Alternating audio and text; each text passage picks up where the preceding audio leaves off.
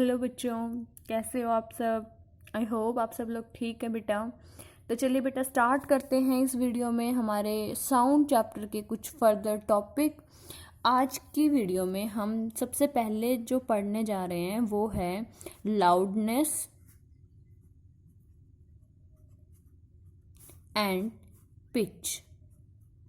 ये दो नए वर्ड सीखने जा रहे हैं बेटा।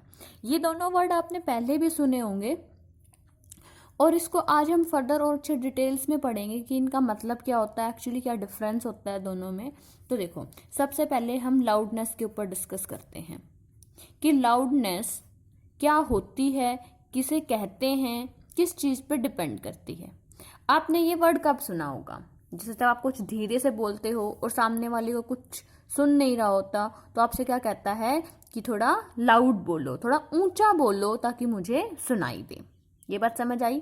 तो लाउडनेस जो है वो यूजुअली हम क्या कहते हैं, जैसे अगर मान लो मैं अपनी वॉल्यूम बढ़ा दूं, ठीक है, जैसे आपने क्या कर, जैसे आप सपोज करो इस टाइम पे इससे पहले आप म्यूजिक सुन रहे हैं, वॉल्यूम बहुत धीरे थी और फिर आपने क्या किया, वॉल्यूम को अप कर दिया, तो आप क्या कहोगे कि लाउड हो गया अब म्यूजिक, तो इसकी लाउडनेस इंक्रीज हो गई। तो ठीक है, आपने इसका हिंदी ट्रांसलेशन समझा ये तो कि लाउडनेस किससे रिलेटेड होता है, पर अब हम समझेंगे कि फिजिक्स की किस टर्म से रिलेटेड होता है।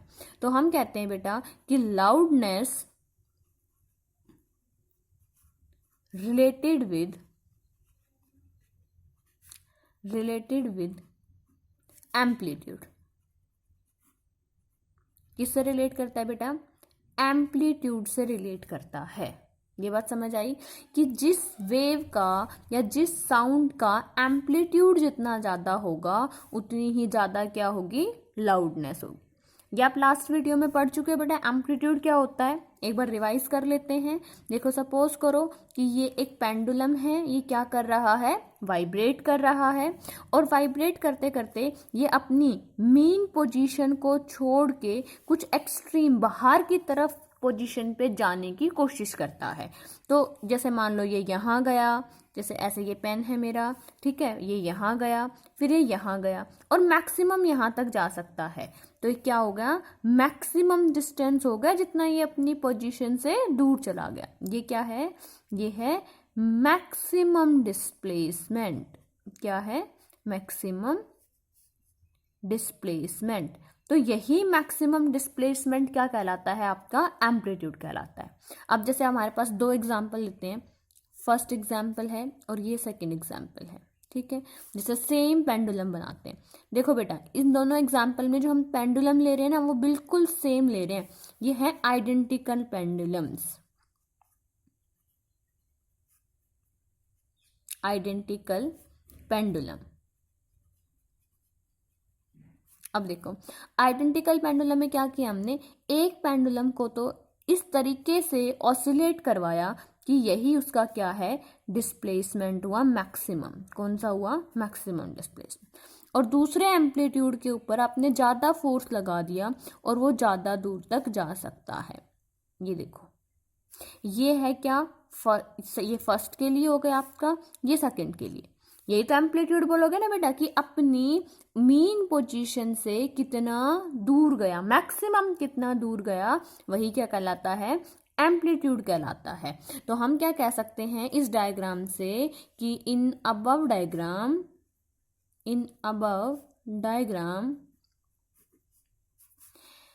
Amplitude of first pendulum is greater than the amplitude of second one। हम ये कह सकते हैं बेटा अबव डायग्राम में कि फर्स्ट का जो एम्पलीट्यूड है वो ज़्यादा है और सेकंड का एम्पलीट्यूड कैसा है, कम है। अच्छा, अब आपने अभी अभी देखा कि लाउडनेस किसके ऊपर डिपेंड करती है, एम्पलीट्यूड के ऊपर। तो हम इससे एक और कंक्लूजन निकाल सकते हैं कि the sound produced by first pendulum is greater than the sound produced by second pendulum.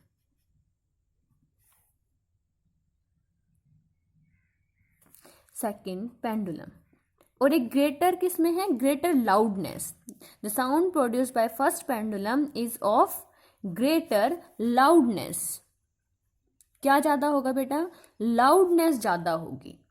ठीक है, यहां तक आपको समझ आया कि लाउडनेस जो होता है, जिसको हम ऊंचा बोलना कहते हैं या वॉल्यूम का अप हो जाना बोलते हैं, वो एक्चुअली में हमने 3 कैरेक्टरिस्टिक्स पढ़ी थी ना बेटा, एम्पलीट्यूड, टाइम पीरियड और फ्रीक्वेंसी। तो कौन सी कैरेक्टरिस्टिक के ऊपर डिपेंड करता है? एम्पलीट्यूड के ऊपर डिपेंड करता है। हमने क्या किया? 2 पेंडुलम ले लिए, एक जैसे आइडेंटिकल पेंडुलम्स ले लिए हमने, फर्स्ट और सेकेंड। फर्स्ट को क्या किया? फोर्स लगा के इसको ऑसिलेट करवाया, सेकंड को भी ऑसिलेट करवाया, लेकिन फर्स्ट का ऑसिलेशन कैसा हुआ कि उसका एम्पलीट्यूड ज़्यादा हो गया, और सेकंड का ऑसिलेशन ऐसा हुआ कि उसका एम्पलीट्यूड कम ही रह गया।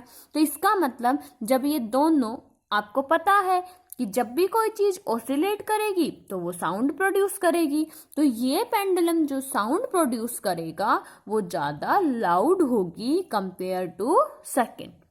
ये बात आपको समझ आई? अच्छा, अब बात आती है कि अगर कहीं पे लिखा जाए तो हम कैसे लिखेंगे? यूनिट क्या यूज करेंगे? Units of loudness. तो यूनिट ऑफ लाउडनेस होते हैं बेटा डेसिबल। ठीक है, और उसको रिप्रेजेंट करते हैं डीबी से। आपने शायद कहीं देखा भी हो कि जो डीबी से रिप्रेजेंटेशन होती है वो लाउडनेस की होती है, जैसे 10 dB, 80 dB। तो आप नॉर्मल जो हमारी हार्ट बीट होती है बेटा, उससे जब हार्ट बीट करता है, ठीक है, ड्यूरिंग हार्ट बीट जो साउंड प्रोड्यूस होती है वो 10 dB की होती है। और जो ट्रैफिक की वजह से और जो बहुत ज़्यादा जैसे ना साउंड जैसे जब कानों में चुभने लग जाती है तो वो एक्चुअली 80 से ऊपर चली जाती है। ठीक है, तो जो अबाव 80 डेसिबल जो साउंड होती है ना वो इरिटेटिंग होती है। ठीक है, फिर वो नॉइस में काउंट होने लग जाती है और वो हमें परेशान कर देती है। ठीक है, बहुत ज़्यादा लाउड म्यूजिक हो गया, ट्रैफिक की आवाज़ हो गई, तो ये हमने पढ़ा लाउडनेस। अब हम पढ़ते हैं बेटा पिच। पिच क्या होती है? देखो, जैसे आपने वर्ड सुना होगा कि भाई इसकी आवाज़ जो है ना वो ऐसे चुभती है कानों में, जैसे श्रिल है। आपने एक ये वर्ड सुना होगा श्रिल। ठीक है, जिसे 2 एग्जाम्पल लेते हैं। एक तो लेते हैं ड्रम का, जब प्रेयर होती थी आपने ड्रम की बीट सुनी है ना, और एक एग्जाम्पल लेते हैं वहीं पे विसल का। ठीक है,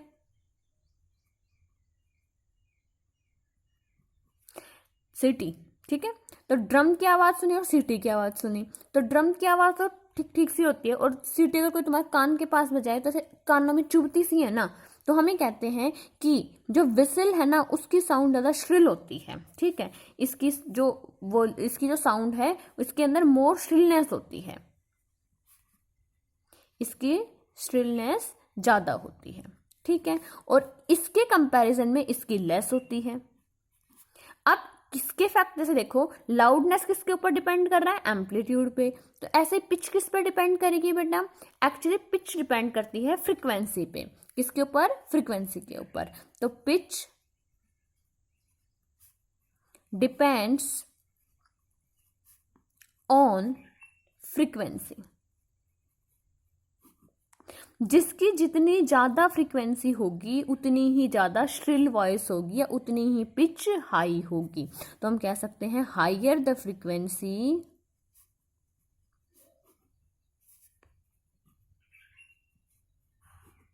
higher will be the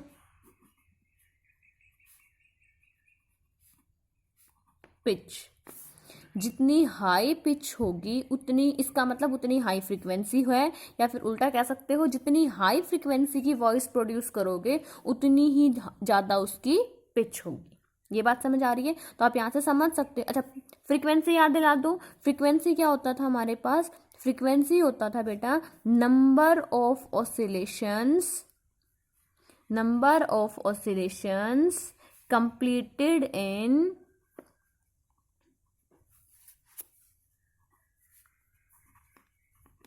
1 second. 1 second में कितने ऑसिलेशंस कंप्लीट हो रहे हैं। तो जो ज़्यादा फ्रीक्वेंसी ज़्यादा फ्रीक्वेंसी का मतलब है ज़्यादा ऑसिलेशन होना, और कम फ्रीक्वेंसी मतलब कम ऑसिलेशन होना। एक एग्जांपल देखो, जैसे सपोज करो कि आपके पास एक पर्सन है, उसकी वॉइस में मान लो, सपोज करो कि जैसे पर्सन के ये नहीं होगा बेटा, बट किसी के लिए भी एज्यूम कर लो कि 10 ऑसिलेशन प्रोड्यूस हो रहे हैं, 10 ऑसिलेशंस इन 1 सेकेंड।